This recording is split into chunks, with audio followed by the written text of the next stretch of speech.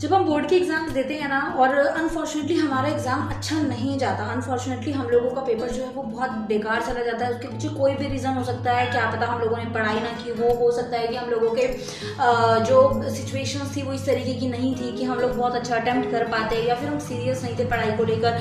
बहुत सारे रीजंस हो सकते हैं, बट इन लास्ट हम लोगों का अगर रिजल्ट इस तरीके का आता है जो हम एग्री नहीं करते, जो हम डिजर्व नहीं करते, तो उस सिचुएशन में हमारे दिमाग में क्वेश्चन आता है कि यार अब हम लोग दोबारा पेपर कब दे सकते हैं, हमारा दोबारा एग्जाम कब होगा, हमें दोबारा से पेपर देने का मौका कब मिलेगा।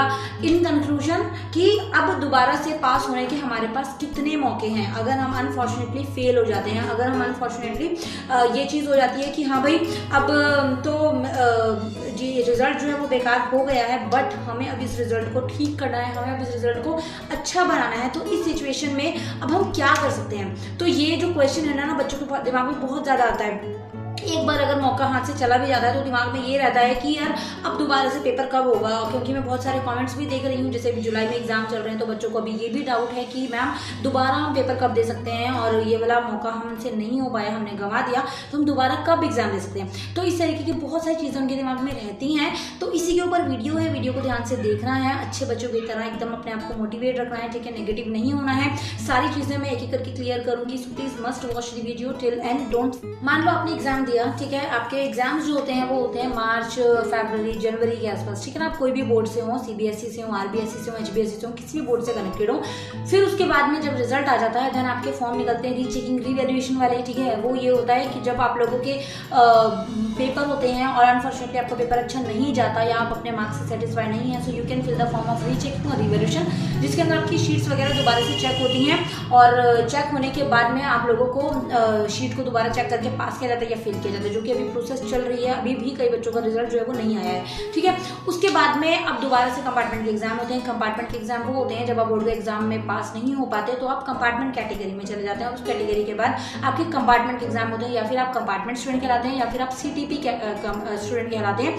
इनके अंदर ये ओपन बोर्ड की तरह ही होता है, ओपन से आपके एग्जाम जाते हैं, आप ओपन कैटेगरी के अंदर चले जाते हो, ओके। तो अब यहाँ पर इस सिचुएशन में क्या होता है, कैसे पता करें मैम? तो उसके लिए बच्चा फॉर्म निकलते हैं, इसके लिए आप लोगों को ऑफिशियल वेबसाइट पर एक्टिव रहना है, वहाँ से पता करते रहना है। बाकायदा बहुत सारे यूट्यूबर्स भी हैं जो इन ये चीज़ें अपडेट करवाते रहते हैं, मैं भी उन्हीं में से एक हूँ, मैं भी आप लोगों को अपडेट देती रहती हूँ।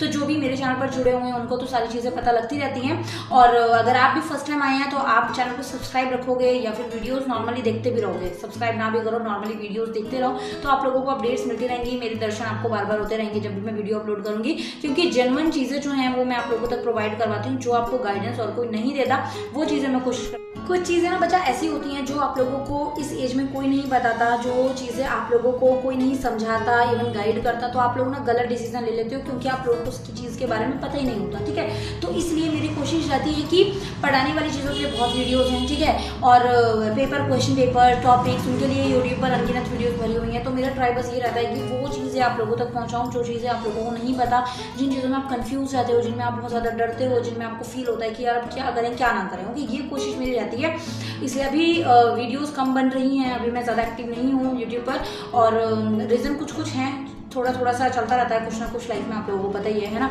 तो इसलिए बट कोशिश रहती है आप लोगों के साथ रहूँ और एक्टिव रहूँ यहाँ पर भी, सोशल मीडिया पर भी, ठीक है।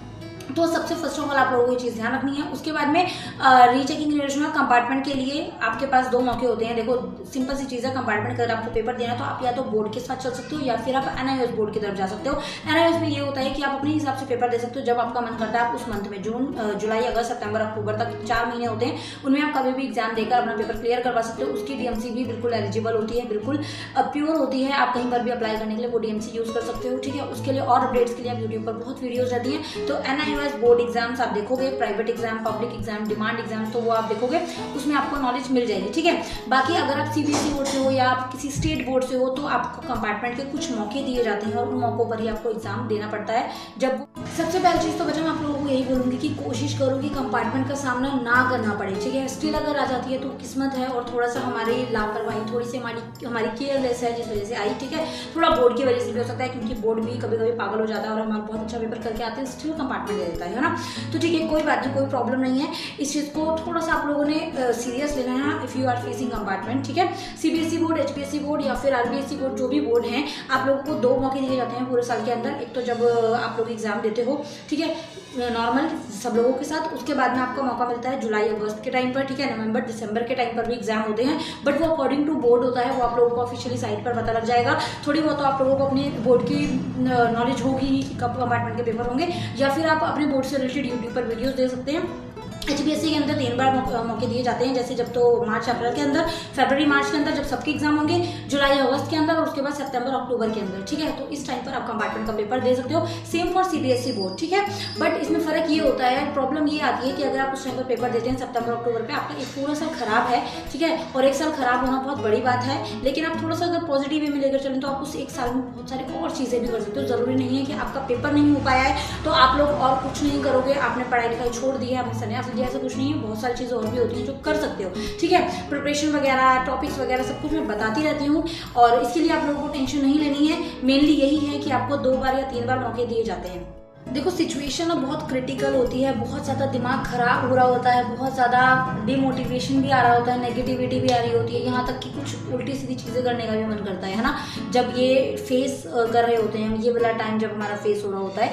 लेकिन कोई बात नहीं, हर प्रॉब्लम का सोल्यूशन होता है बच्चा, और एक सिंपल सा पेपर जो है वो आपके लाइफ का जो आगे फ्यूचर है वो डिसाइड नहीं करता, ठीक है। इस चीज़ का ध्यान रखना है। This is just a level of your education कि हाँ मुझे ये चीज़ करनी है और DMC लेनी है, पास आउट होना है, ठीक है। बाकी इसके अलावा में आपकी स्किल्स, आपका बिहेवियर, आपकी कम्युनिकेशन स्किल्स, आपकी नॉलेज, आपका लोगों को हैंडल करने का तरीका, ये सारी चीज़ें मैटर करती हैं बहुत ज़्यादा। सुना ही होगा आप लोगों ने कि डिग्री मैटर नहीं करती, आपका बिहेवियर मैटर करता है, आपके स्किल्स मैटर करते हैं। आगे जाके जब आप किसी जॉब के लिए जाओगे या फिर आप किसी इंटरव्यू में जाओगे, so there your behaviour and your skills will be major, ठीक है। आपके एजुकेशन लेवल मेजर नहीं किया जाएगा, आपकी कितने परसेंटेज हैं, आप 95% भी लेकर आ जाओ, but if you have not the skill of communication, how to handle people, कि उनसे बात कैसे करनी है, बिहेवियर कैसे रखना है, how is your English fluency level, तो वो सारी चीज़ें बहुत मैटर करती हैं। तो साथ साथ उन चीज़ों पर भी काम करो, ठीक है। इतना ज़्यादा सीरियस मत लो कि हमारे नंबर नहीं आए, हमारी कंपार्टमेंट आ गई, कोई नहीं पूछता, कोई नहीं देखता। आपके DMC जस्ट एक पीस ऑफ पेपर होता है जब आप फ्यूचर के करियर के जो वर्ल्ड के अंदर जब एंटर करते हो, ठीक है। कहीं कहीं जगह पर मैटर करेगा जब तक आपकी स्टडी लेवल चल रहा है, उसके बाद मैटर नहीं होता, ठीक है। मेन चीज़ें आपकी बाकी बहुत ज़्यादा मैटर करती हैं, ओके। तो ऐसी वीडियोज़ के लिए चैनल को सब्सक्राइब रखो, वीडियो को लाइक रखो। नेक्स्ट वीडियो मिलती हूँ, बाय बाय।